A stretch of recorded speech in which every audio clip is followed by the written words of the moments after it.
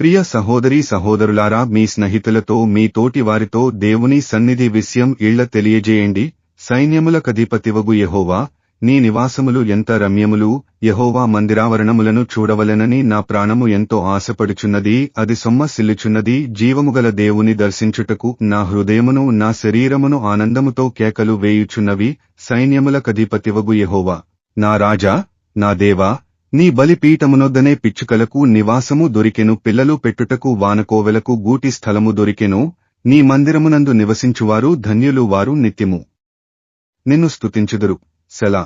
నీ వలన బలమునొందు మనుష్యులు ధన్యులు. యాత్ర చేయు మార్గములు వారికి అతి ప్రియములు. వారు బాకా లోయలోబడి వెళ్ళుచు దానిని జలమయముగా చేయుదురు. తొలకరి వాన దానిని దీవెనలతో కప్పును.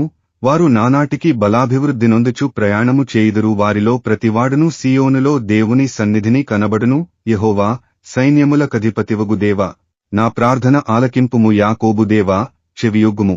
సెలా. దేవా, మా కేడెమా, దృష్టించుము. నీవు అభిషేకించినవాని ముఖమును లక్షింపుము.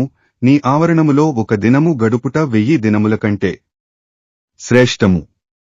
భక్తిహీనుల గుడారములలో నివసించుట కంటే నా దేవుని మందిర ద్వారమునొద్ద నుండుట నాకిష్టము. దేవుడైన యెహోవా సూర్యుడును కేడెమునై యున్నాడు. యెహోవా కృపయు ఘనతయు అనుగ్రహించును. యథార్థముగా ప్రవర్తించు వారికి ఆయన ఏ మేలును చేయక మానడు. సైన్యములకధిపతివగు యెహోవా, నీయందు నమ్మికయించువారు ధన్యులు. కీర్తనలు 84 అధ్యాయం 1-12.